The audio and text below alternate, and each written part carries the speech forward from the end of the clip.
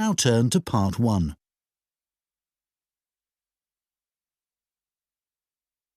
Part 1. You will hear an interview with a woman who is doing a survey on transport. First, you have some time to look at questions 1 to 5.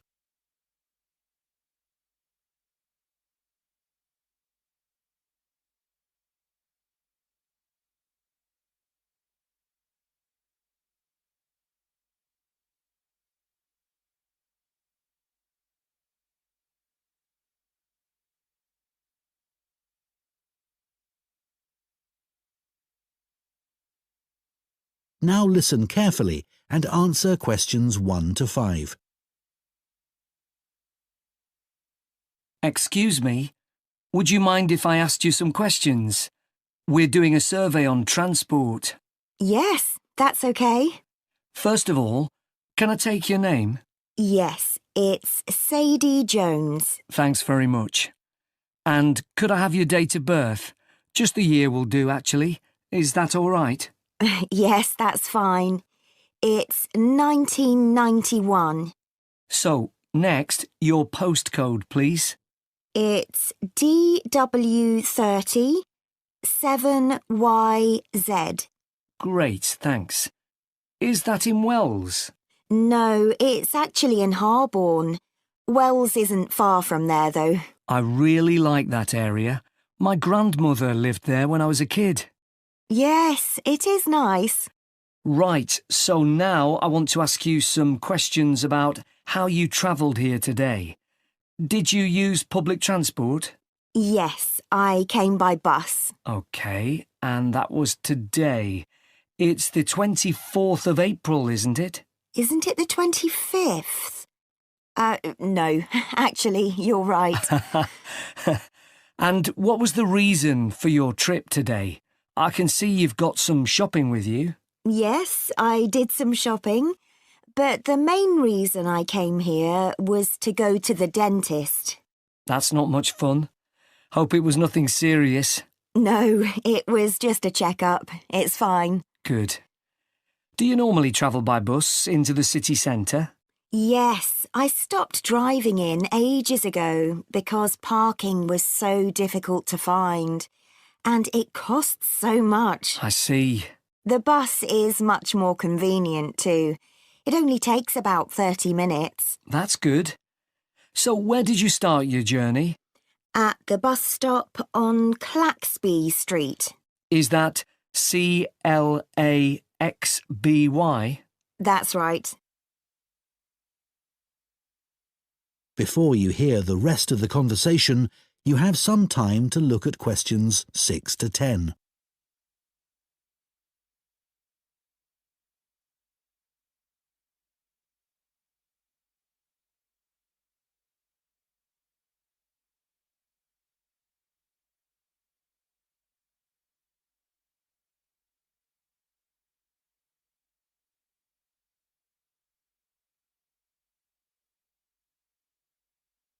Now listen and answer questions 6 to 10. And how satisfied with the service are you? Do you have any complaints? Well, as I said, it's very convenient and quick when it's on time. But this morning it was late. Only about 10 minutes, but still. Yes, I understand that's annoying. And what about the timetable? Do you have any comments about that? I suppose I mainly use the bus during the day, but any time I've been in town in the evening, for dinner or at the cinema, I've noticed you have to wait a long time for a bus. There aren't that many. OK, thanks. So now I'd like to ask you about your car use. Well, I have got a car, but I don't use it that often. Mainly just to go to the supermarket.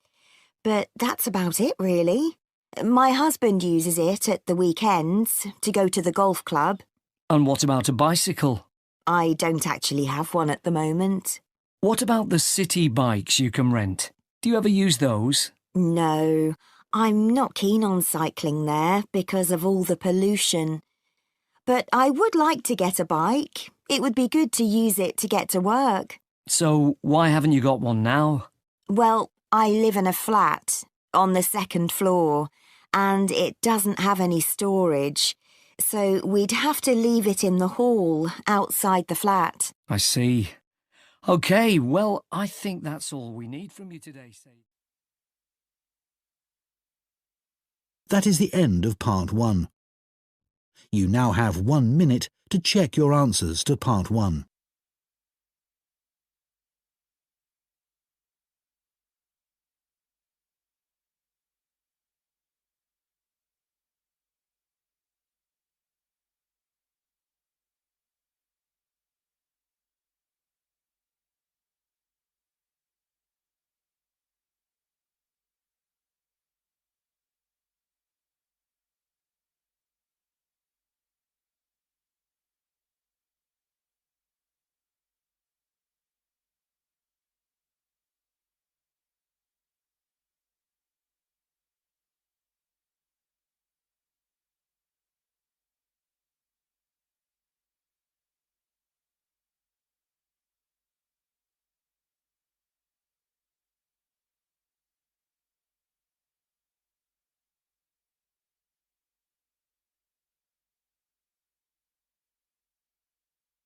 Part 2.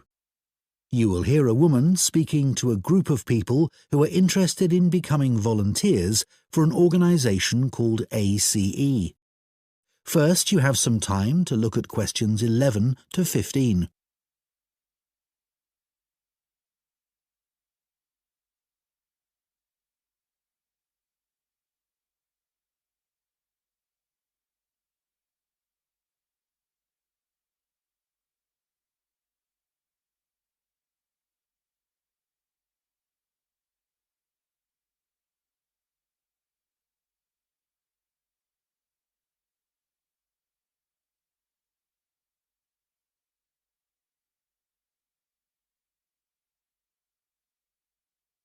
Now listen carefully and answer questions 11 to 15.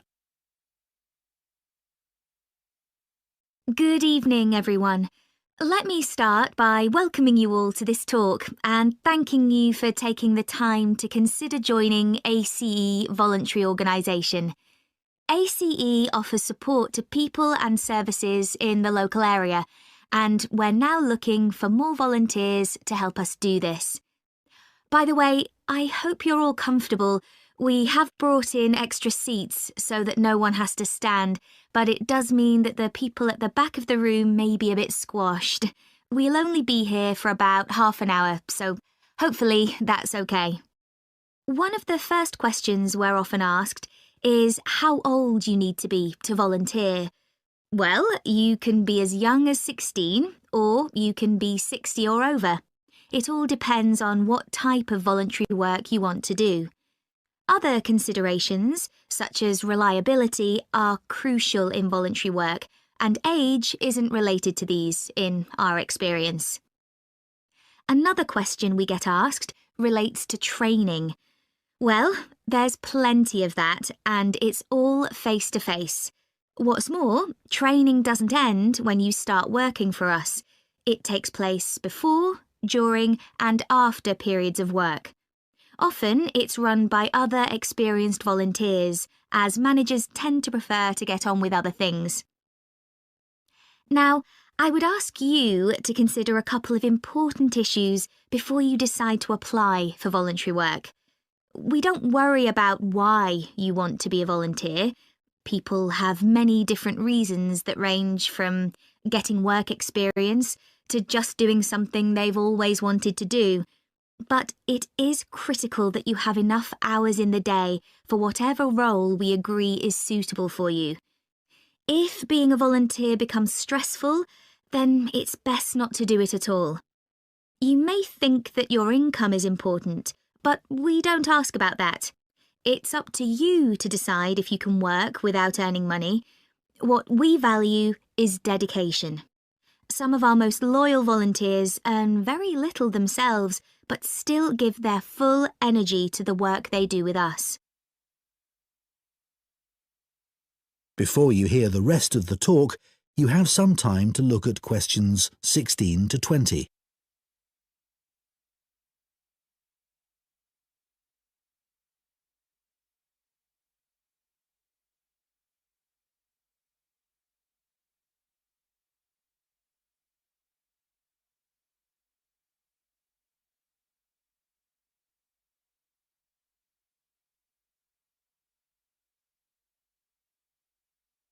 Now listen and answer questions 16 to 20.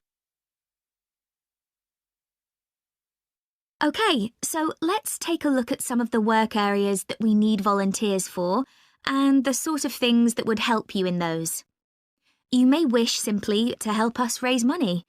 If you have the creativity to come up with an imaginative or novel way of fundraising, we'd be delighted, as standing in the local streets or shops with a collection box can be rather boring.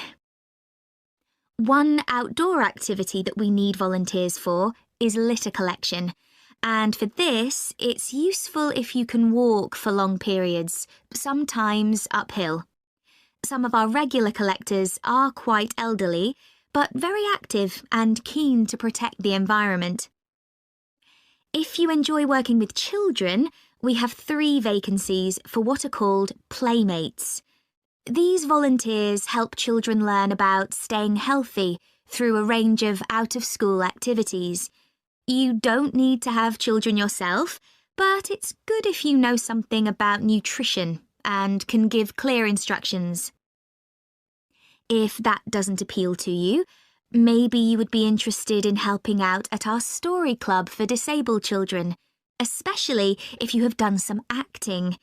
We put on 3 performances a year based on books they have read, and we're always looking for support with the theatrical side of this. The last area I'll mention today is first aid. Volunteers who join this group can end up teaching others in vulnerable groups who may be at risk of injury. Initially, though, your priority will be to take in a lot of information and not forget any important steps or details. Right, so does anyone have any questions for me about it? That is the end of Part 2. You now have 30 seconds to check your answers to Part 2.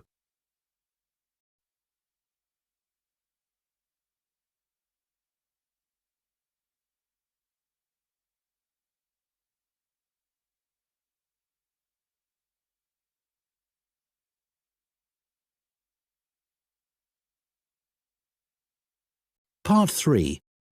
You will hear 2 students called Hugo and Chantal discussing a talk they have just attended at the start of their course in fashion design. First, you have some time to look at questions 21 to 26.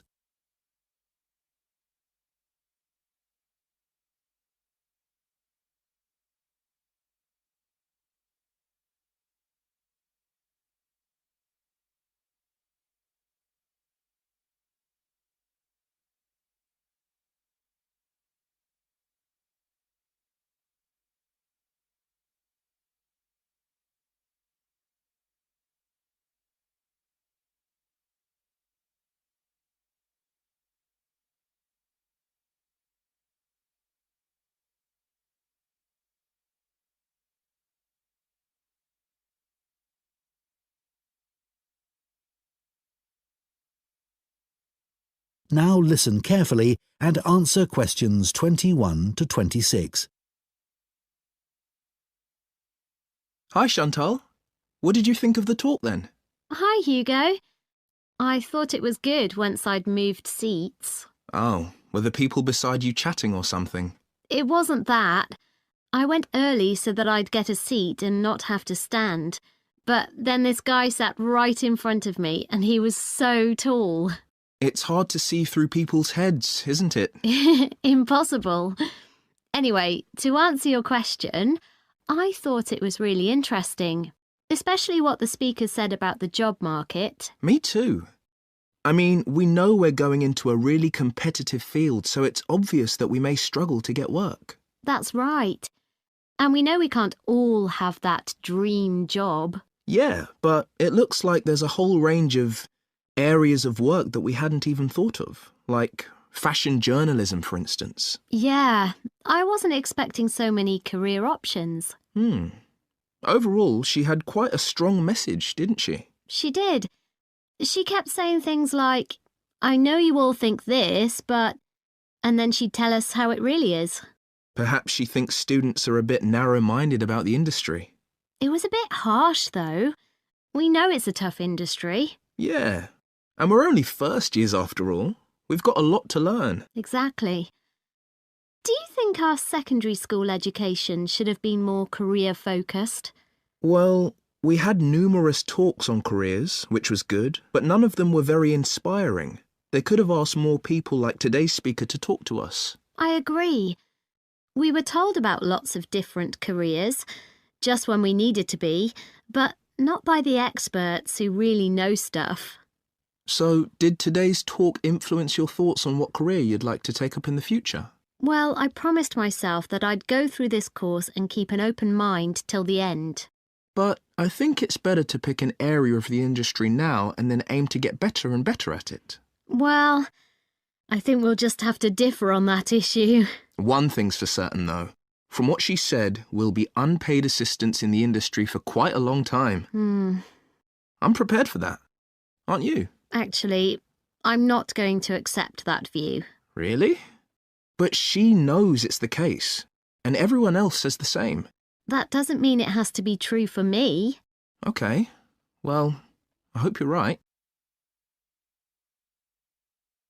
Before you hear the rest of the discussion, you have some time to look at questions 27 to 30.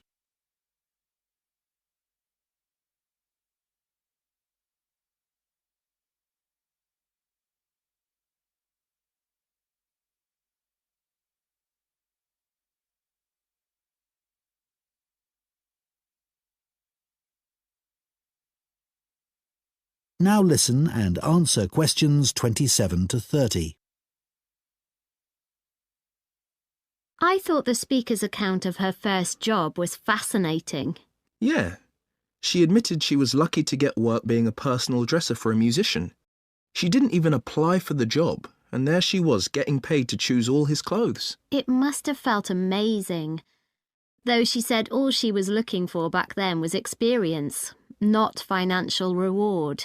And then he was so mean, telling her she was more interested in her own appearance than his. But she did realise he was right about that, which really made me think. I'm always considering my own clothes, but now I can see you should be focusing on your client. She obviously regretted losing the job. Well, as she said, she should have hidden her negative feelings about him, but she didn't. It was really brave the way she picked herself up and took that job in retail. Fancy working in a shop after that? Yeah, well, she recommended we all do it at some point. I guess, as a designer, you'd get to find out some useful information, like how big or small the average shopper is. I think that's an issue for manufacturers, not designers. However, it would be useful to know if there's a gap in the market, you know? An item that no one's stocking, but that consumers are looking for. Yeah, people don't give up searching. They also take things back to the store if they aren't right. Yeah. Imagine you worked in an expensive shop and you found out the garments sold there were being returned because they fell apart in the wash. Yeah, it would be good to know that kind of thing. Yeah. That is the end of Part 3. You now have 30 seconds to check your answers to Part 3.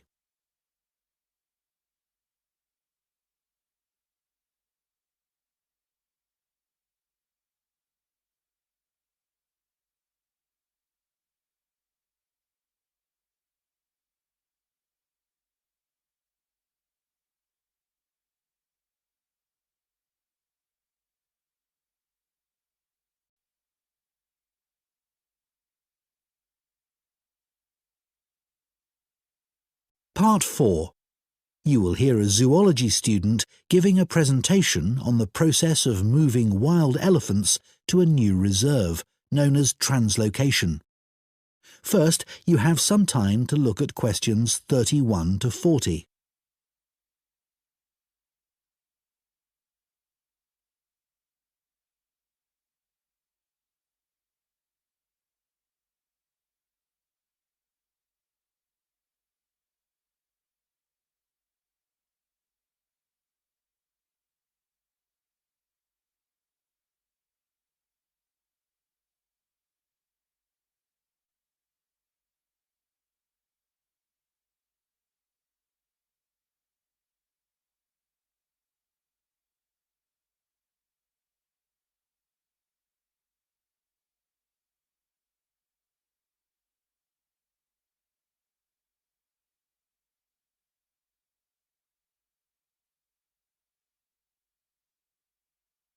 Now listen carefully and answer questions 31 to 40. For my presentation today, I want to tell you about how groups of elephants have been moved and settled in new reserves. This is known as translocation and has been carried out in Malawi in Africa in recent years. The reason this is being done is because of overpopulation of elephants in some areas. Overpopulation is a good problem to have, and not one we tend to hear about very often. In Malawi's Majeti National Park, the elephant population had been wiped out by poachers, who killed the elephants for their ivory. But in 2003, the park was restocked, and effective law enforcement was introduced. Since then, not a single elephant has been poached.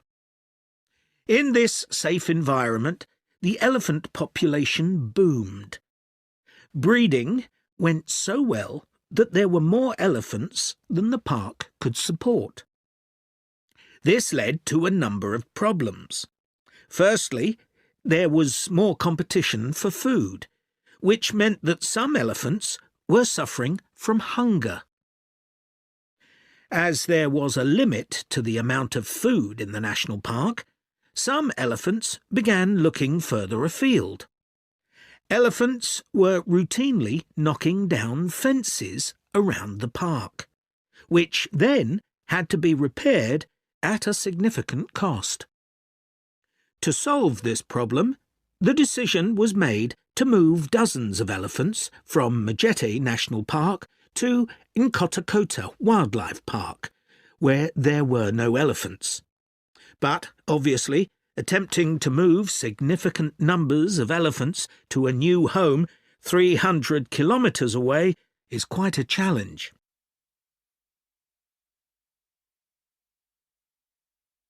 So, how did this translocation process work in practice?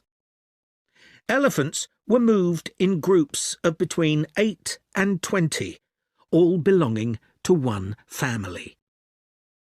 Because relationships are very important to elephants, they all had to be moved at the same time. A team of vets and park rangers flew over the park in helicopters and targeted a group, which were rounded up and directed to a designated open plain. The vets then used darts to immobilize the elephants. This was a tricky manoeuvre, as they not only had to select the right dose of tranquilizer for different-sized elephants, but they had to dart the elephants as they were running around. This also had to be done as quickly as possible, so as to minimize the stress caused. As soon as the elephants began to flop onto the ground, the team moved in to take care of them. To avoid the risk of suffocation, the team had to make sure none of the elephants were lying on their chests, because their lungs could be crushed in this position. So, all the elephants had to be placed on their sides. One person stayed with each elephant while they waited for the vets to do checks. It was very important to keep an eye on their breathing.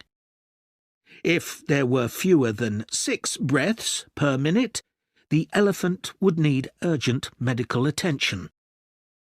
Collars were fitted to the matriarch in each group so their movements could be tracked in their new home. Measurements were taken of each elephant's tusks. Elephants with large tusks would be at greater risk from poachers, and also of their feet. The elephants were then taken to a recovery area before being loaded onto trucks and transported to their new home.